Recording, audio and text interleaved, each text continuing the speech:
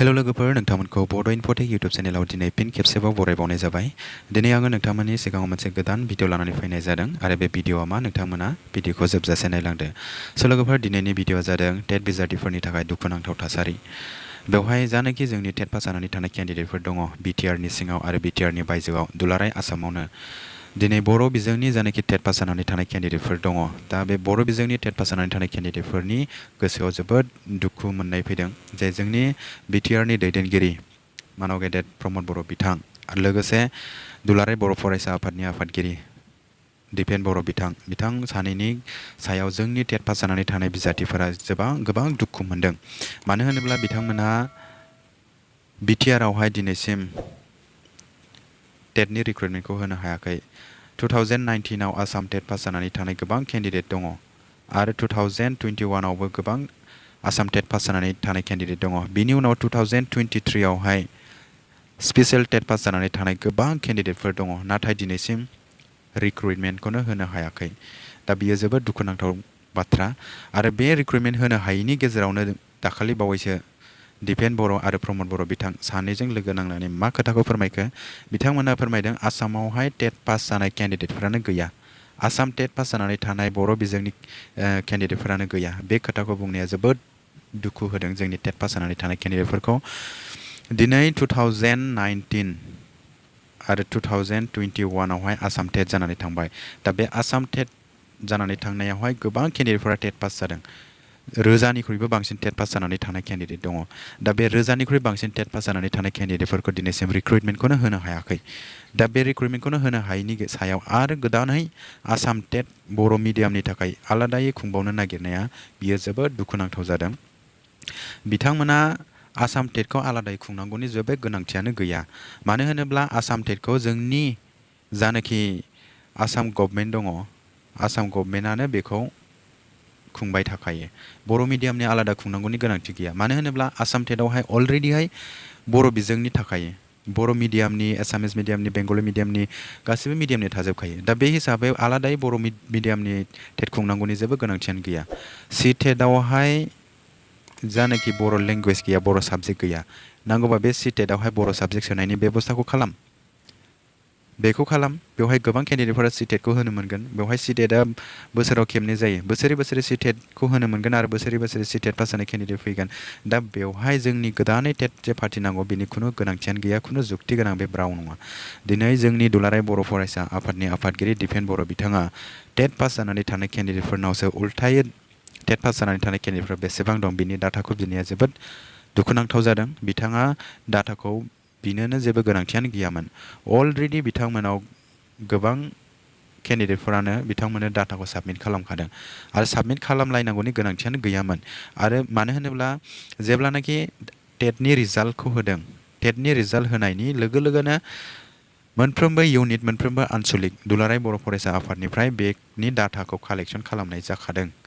बिथांमोनानो सिगांग्रो डाटाखौ कालेक्सन खालामदों। दा बिथांमोनानो डाटाखौ कालेक्सन खालामनायनि उनावहाय दिनै टेट पास जाग्रा केन्डिडेटफोरनाव जे उलथायै डाटा बिनाया बेयो जोबोद लाजिनांथाव जादों। दिनै जोंनि धेमाजि जिल्ला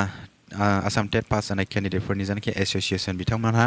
बे प्रेसमिटखौ होनाय जादों। नोंथांमोना बेखौ साइडआव स्क्रिनाव होनाय जादों। नोंथांमोना नायबानो जाबाय आरो जोबथारनायसिम नोंथांमोना नायबानो जाबाय। बिथांमोननि बुंनाय जानोखि राव दुखुनांथावै बिथांमोना खुथारै जोंनि दैदेनगिरि बिथांमोनखौ खावलायदों। दिनै जोंनि बिथां दैदेनगिरिमोनहा दिनै खोनासंगोन ना सङा बेयो जोबोद मोनसे साननो गोनां बाथ्रा। जोबोद दुखुनांथाव। दिनै जोंनि बिटिआरआवहाय जोंनि बिटिआरजों लोगोसे आसामावहाय गोबां टेट पास जानानै थानाय केन्डिडेटफोर दङ। दिनै बर' बिजोङा थांनानै थाथों होननानै स्ल'गानल' होयो जोंनि दैदेनगिरिफोरा। दा स्ल'गानल' होनानै मा जानो दिनै फोरोंगिरिखौनो थिसनाखै गोबां सिंगेल टिचार दङ। दा जोंनि दैदेनगिरिफ्रा अनलि टेटल' फाथिबाय थासिगोन नामा रिक्रुटमेन्टखौनो होला नामा? दा बेयो मोनसे जोबोद दुखुनांथाव बाथ्रा। दिनै बिटिआरआवहाय जुदि रिक्रुटमेन्टखौ होयोमोनब्ला दिनै बिटिआरनि केन्डिडेटफोरा बिटिआरनि बायजोआव थांनानै साख्रि मावहैनो गोनां जानाय नङामोन। आरो साख्रि मावहैयाब्ला जोंनि बिटिआरनि केन्डिडेटफोरा बायजोआव थांनानै अब्ला बायजोनि आसाम टेट पास जानानै थानाय केन्डिडेटफोराबो गाव गावनि जायगायावनो बिथांमोना रिक्रुटमेन्टखौ मोनगौमोन बिथांमोना रिक्रुटमेन्ट मोननायनिफ्राय बन्चित जानांनाय नङामोन दिनै बिटिआरनि केन्डिडेटफोरा बायजोआव थांनानै जानाखि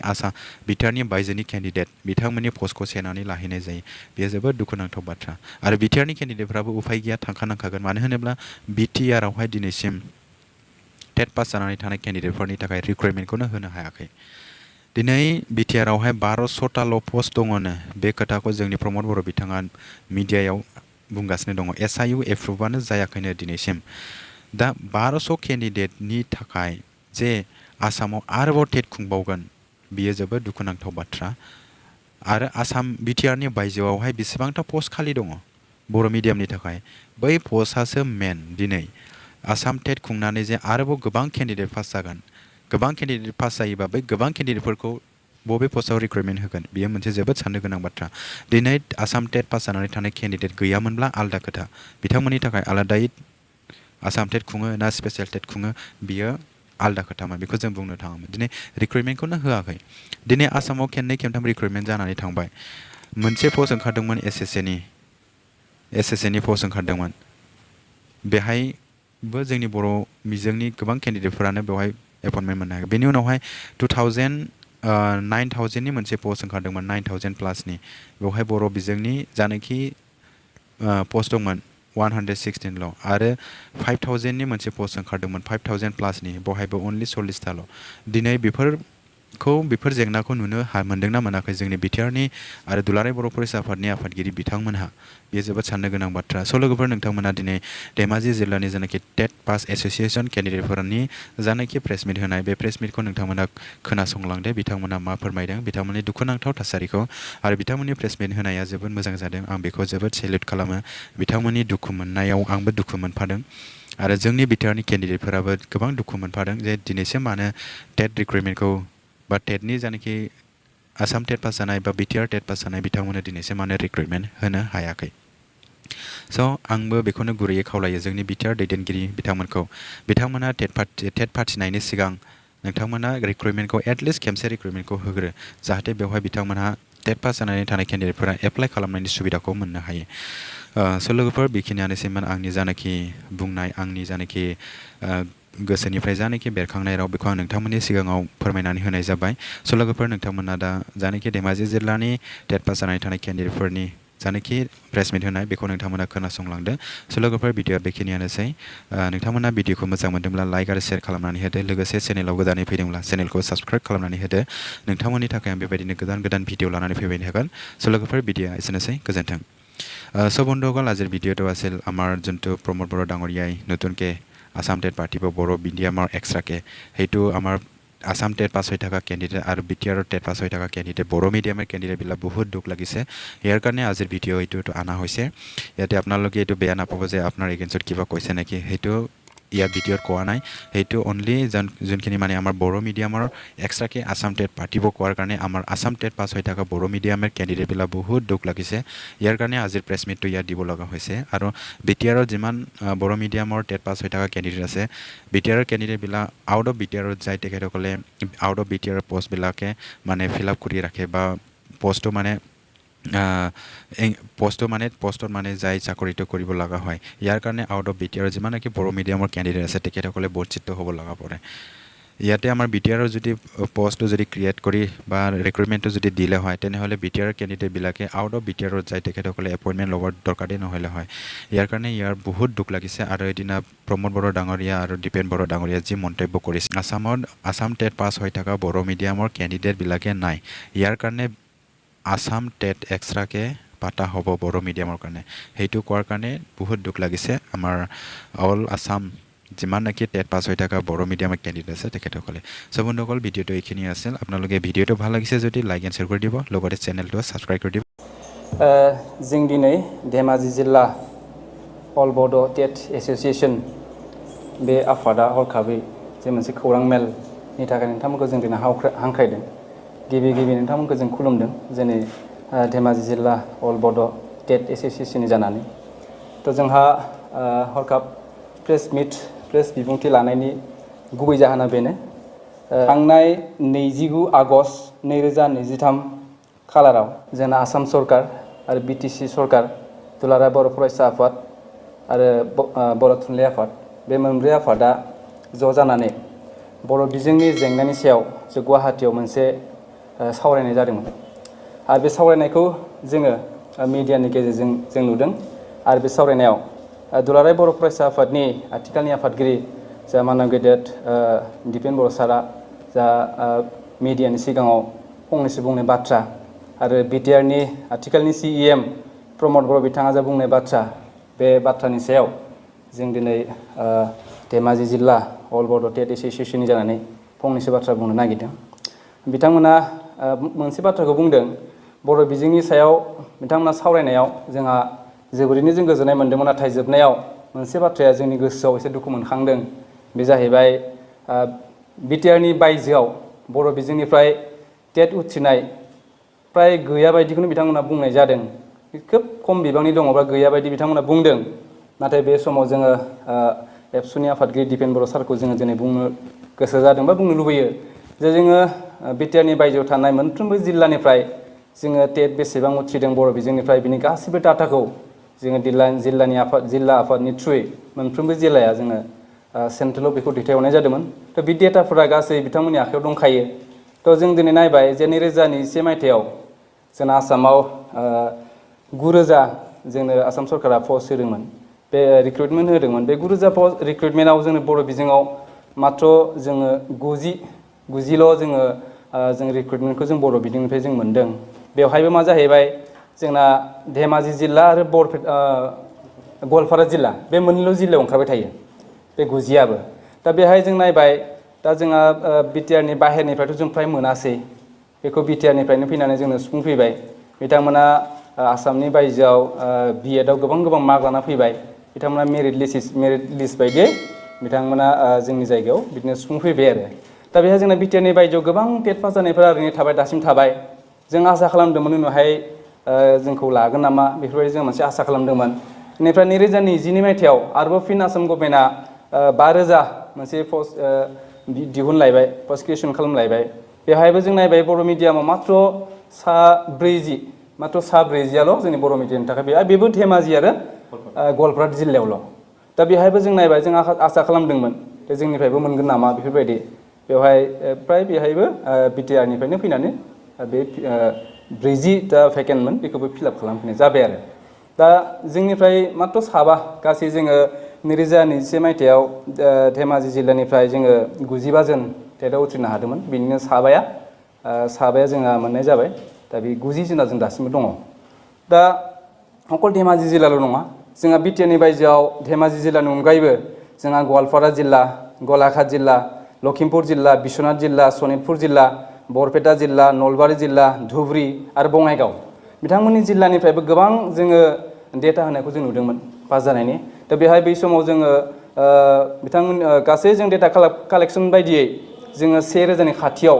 जोङो गासै जों मोन्दोंमोन दा बे होमबा बै 1,000 जन मानसिया बहा एंगेज जाखो जुदि बिटिआरआव जुदि टेट पास जानाय जुदि बिटिआरनि बायजोआव जुदि टेट पास जानाय गैलाब्ला बे 1,000 मानसिया बहा थांखो जोंनोथ' बिदि जेबो पस्ट होनाय जायाखै थ' बेनिखायनो जों मानगोनां आफादगिरि दिपेन बर' सारनाव जोङो आर'ज खालामनो लुगैयो जे बिथाङा बेफोरबायदि बाथ्राखौ बुंनो नाङामोन खारन बिथांनि आखायाव अलरेडि डेटाया दंखायो मिन्थिखायो जे बिटिआरनि बायजोआव टेट उथ्रिनाय गोबां बर' फरायसाफोर दङ सोरनाबाथ' माने बैसोफ्रानो फ्राय जोबलांसिगोन नेयैनो थ' बेफोरबायदि अबस्थायाव दङ आरो मोनसे बाथ्रा बुंदों जे बिटिआरनि बायजोआव गोबां बिदि पस्टआ खोब माबाया उथ्रिनायनि अनजिमाया टेटनि उथ्रिनायनि अनजिमाया खमथार बेनिखायनो बेहाय आलादा मोनसे टेट फाथिनाय जागोन बेफोरबायदि मोनसे बाथ्राया ओंखारदों नाथाय बेवहाय जोंनि बे बाथ्राखौसो बुंनो लुबैगोन जे टेट गोदान खुंनायनि सिगां जोंनो रिक्रुटमेन्टखौ होग्रोनांगौ खारन जोङो 2021 मायथाइनिफ्रायनो जों जोबोद दुखु खस्थ'नि गेजेरजों दिनैसिम जों नेबाय दङ बेनिखायनो जोंनो आसाम सरकारनाव जोंहा दुलाराय बर' फरायसा आफाद आरो दुलाराय जोंहा बर' थुनलाइ आफाद बिथांमोना आसाम सरकारजों सावरायनानै जोंनो पस्ट क्रिएसननि सायाव सावरायनांगौ आरो भेकेन्ट पस्ट दाथ' बर'नि जा गुदि फरायसालि गेजेर फरायसालिनि अबस्थाखौ जोङो सुरु लाजोब्बाय थ' जोंहा सनितपुर डिस्ट्रिक्ट आरो बिश्वनाथ बेवहायथ' जिर' टिचारनि स्कुलानो माने गोबां दंसै आरो सिंगल टिचार गासिबो फरायसालिफ्रा प्राय सिंगल टिचार आरो जिर' टिचार अबस्थायाव दङ दा बिदि अबस्थायाव जोङो दिनै फोरोंगिरिनि जेंना सुस्रांनायनि अनगायै बेखौ नागारनानै टेट फाथिनायनि बाथ्राखौल' जुदि बुङोब्ला बे हयथ' जानाय नङा दिनैनि समाव टेट फाथिनो थाखाय मोनसे प्रसेस खालामनांगोन बे एसेबारे सम लागोन बेनिखायनो दिनैनि समाव जों लुबैनाया बे जे जोंनो थाबैनो रिक्रुटमेन्टखौ सरकारजों सावरायनानै रिक्रुटमेन्टखौ बहनना होनांगौ बेखौ जोङो दुलाराय बर' फरायसाफोरखौ जों खावलायगोन बर' थुनलाइ आफादखौबो जों बेखौनो खावलायगोन बेनिफ्राय जोंहा आथिखालनि बिटिआरनि चिफ मानव गेदेर प्रमद बर' सार बिथाङा मोनसे बाथ्राखौ बुंदों दे बोसोराव आसाम सरकारा 2 बोसोर आसामाव टेट फाथिला बेफोरबायदि बाथ्राखौ बुंदों आरो फाथिनायबो जायाखै मोनसे बाथ्रा बुंदों जे सिटेटनिखौबो एलाउ होनाय जागोन बेहाय मोनसे बाथ्रा बुंदों जे सिटेटआव बर'नि एमएल गैयिनि थाखाय बर'नि थाखाय एक्सट्रा टेट फाथिनाय जागोन बा खुंनांगौ बेफोरबायदि मोनसे बाथ्राया ओंखारदों दा बेहाय नाङा समस्याया नैबेहायसो दं जे जोङो सिटेटआव बर' एमएल सोसननो हाया नामा सिटेटआव बर' एमएल सोसननायनि सुबिदा गैया नामा हयथ' बेफोर बाथ्राखौसो दिनैनि समाव सावरायनांगौ जोङो बांद्राय स्पेसियेल बा एक्सट्रा बेफोरबायदि जिनिसखौ जुदि जों नागिरबाय थायोब्ला जों सानो दिनैनि समाव जोंनि बर' बिजोंखौ जोबोद मोनसे गाहाय मानदान्दायाव लांनाय जागोन बर' बिजोंखौ इमान गाहाय मानदान्दायाव जों लांनांला जों बेखौ दिनैनि समाव सानो जोंनोबो दिनै स्टेन्डार्ड मोनसे अबस्थायाव जों दिनै बर' बिजोंखौ जों दिनै लांनायनि जे सिन्था सरसाखौ खालामदों बेहाय जों स्पेसियेल आलादा बेफोरबायदिखौ जों सानबाय साननांला मानोना जोंहा जा जेनेरेल टेट आसामाव जा जेनेरेल टेट बे जेनेरेल टेट खुंनायावनो जोङो आसामिसनि अनगायैबो गुबुन गुबुन बिजोङाव जा माल्टिलेंगुवेलाव जोङो कुइसन पेटार्न जों मोननाय जायो जोङो एसामिस रावाव जों मोनो इंराजियाव मोनो जों हिन्दीयाव मोनो जोङो बेंगलियाव मोनो नेपालियाव मोनो गुबुन गुबुन रावाव जों बिदि मोननाय जायो बेहाय अपसनेलावबो जों गुबुन गुबुन रावाव मोननाय जायो गावबा गावनि बिमा रावबो जों बेखौ मोननाय जायो दा बेवहाय जों सानो जोंहा बे जेनेरेल जा आसाम टेट होनायाव जोंहा जेबो बर' बिजोंनि फरायसाफोरनि थाखाय जेबो उसुबिदा गैया बेहाय जोंनो माबा मोनसे बर'नि थाखाय स्पेसियेलनि जा गोनांथि दङ होननानै जों साना बेनिखायनो दिनैनि समाव जों खावलायगोन जोंहा आरो लोगोसे जोङो बिटिआरनि मानव गेदेर प्रमद बर' बिथांखौ जों खावलायगोन दिनै बिटिआराव खेबसेबो जों रिक्रुटमेन्ट होनायखौ जों दिनै नुवाखै आसामाव दिनै 2021 मायथाइनिफ्राय खेबनै होलांबाय बिनि सिगाङाव बेसेबां होदोंमोन जों बेखौ मिन्थिया 2021 मायथाइनिफ्राय आसामाव खेबनै रिक्रुटमेन्ट होलांबाय नाथाय बिटिआराव दासिमबो खेबसेबो होनो हायाखै जाउनाव जों दिनै बिटिआरनि जोंनियाव जायफोर मावनानै दंफैयो बिथांमोनजों जों सावरायो अब्ला बिथांमोना मोनसेल' बाथ्राखौ बुङो जे जोंनि बिटिआराव रिक्रुटमेन्ट मोनैनि थाखाय जों फैनो गोनां जाबाय बिटिआरनि बायजोआव जोंबो गोसो गैयामोन नोंथांमोननि जायगायाव खामानि मावफैनो बेफोरबायदि बाथ्राखौ बुङो जों बुंनो लुबैदों बेयो मोनसे बिराद गिदिर जोंनि समस्या जेंना दा बेनिखायनो बिटिआरनि जेंनाया जोंनिसिमबो सफैयो बा जोंनियावबो नांफैयो जों खावलायहरनो लुबैयो जे बिटिआरावबो थाबैनो बिटिआरनि आथिखालनि सरकारा बेवहाय रिक्रुटमेन्ट होनांगौ खारन बेवहायबोथ' गोबां भेकेन्ट पस्ट दङ बेफोरखौ फिलआप खालामनांगौ बिटिआराव होआब्ला जोंहा जोबोद उसुबिदा गोग्लैयो खारन जुदि बेफोरबायदि मेन्टेलिटिजों जुदि जों खामानि मावबाय थायोब्ला बिटिआरनि बायजोआव हयथ' बर' बिजोंनि फरायसालिया लाथिख' जालांनायनि लामायाव फैगोन खारन दिनै बर' बिजोङाव फरायनानै जों जोंनि जायगायाव जों जुदि बर' बिजोंनि माबाखौ जुदि मोनाब्ला जोंहाबो जोंनि गोसोआव एसे दुखु मोननाय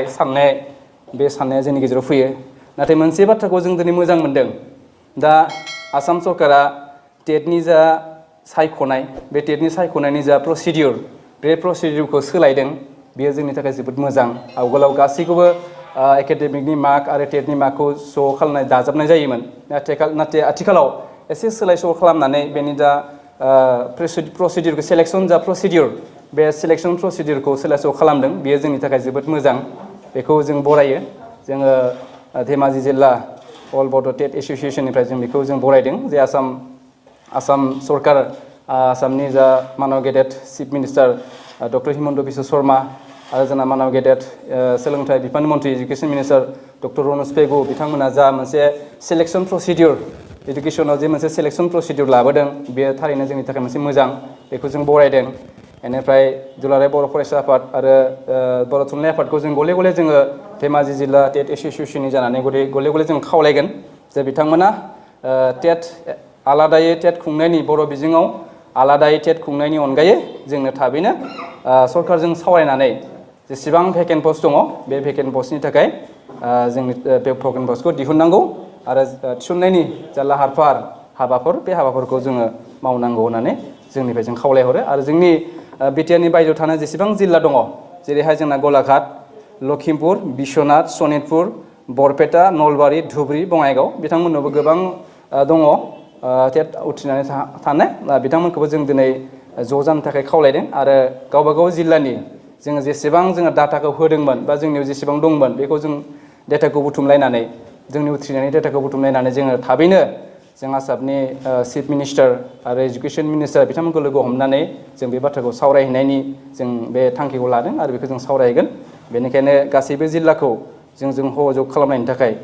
जोङो दिनै नैबे प्रेस बिबुंथिनि गेजेरजों जों धेमाजि जिल्ला अल बड' टेट एस'सिएशन जानानै जों गुरै खावलायहरो बेखौथ' जों ओरैबायदि बुंनो सानो दिनै आसाम सरकाराथ' मा बुंनो बिथांमोनाथ' जोंखौ एसे नाथ्रोदनाय नोजोरै नायबाय थानायखौ जों आवगोलनिफ्राय जों मोनबोदों दा जोंनि जारिमिनाबो जोंखौ बुङो जे जोंहा सोमावसाराब्ला जों मोनबो जिरादखौनो दिनैसिम जों मोनबोफेराखै दा बिथिङाव जों गोबां जों आवगोलनि बेलायावबो सोंदोंमोन जे जोंनिया 9,000नि बिथोराव माबोरै जों 90ल' मोनो 100नि गाहायाव जोंना बोरै थाबाय थायो ना जोंना स्कुलानो खम दं नामा थ' बेफोर बाथ्राखौबो जों सानदों जोंनि गेजेरावबो सावरायदों आरो जोङो जोंनि माहारियारि आफादफोरखौ लानानैबो जों फ्राय सावरायनाय जादों जों गोबांथार बिदिनो मेम'रेन्डामबो होखाबाय थेवब्लाबो माने जोंना खम जानानै फैयो बेनिफ्राय जोङो गुबुन गुबुन जिल्लानि दैदेनगिरिफोरखौबो जोङो लोगो हमनानै बे बाथ्राखौ सावरायनाय जायो जे जोंनि पस्टफोरा बहा गोमाजोबखो अब्ला मोनसे बाथ्राखौ बुंदों जायफोरानोखि दा हाबनानै दंफैयो बे जोंहा DO अफिसाव लिंहरनानै एपइन्टमेन्ट माबा होयो जयनिं DO अफिसाव लिंहरनानै बेखौ जयनिं होयो बिदिनो सिरि सिरि माखासे जयनिं होनानै गुबुन जाथिनिफ्राय बे गुबुन बिजोंनिफ्राय फैनाय बिथांमोना सिरि सिरि जयनिं होनानै लांखोमायो बेफोरबायदि माखासे बाथ्राखौ जों खोनादों आरो बेसे सैथो जों बेखौ मिथिया बे जों सानदों आरो बेनि थाखायनो पस्टफोर गोमादों नामा जुदि बेफोरबायदिनो जुदि गोमादोंब्ला बेखौ जोंनि माहारियारि आफादफोरा नोजोर लानांगौ जोंनि पस्टफोरा गोमानो मोननाङा फरायसालियानो जुदि गैया जालाङोबा जुदि जोंनाव दिनै फोरोंगिरि गैयिनि थाखायसो दिनै जोंनि फरायसालिनि अनजिमाया खम जादों दा जुदि फरायसालियाव नांगौ रोखोमनि जुदि फोरोंगिरि गैयाब्ला दिनैनि माने हसिटन गार्जेना दिनै फरायसाफोरखौ माबे बिखाजों माबे गोसो जानानै दिनै फरायसालियाव दैथायहरनो थ' बेनिखायनो गिबि गिबि जोंनो फोरोंगिरिखौ नांग्रोगौ फोरोंगिरि थिसननायखौ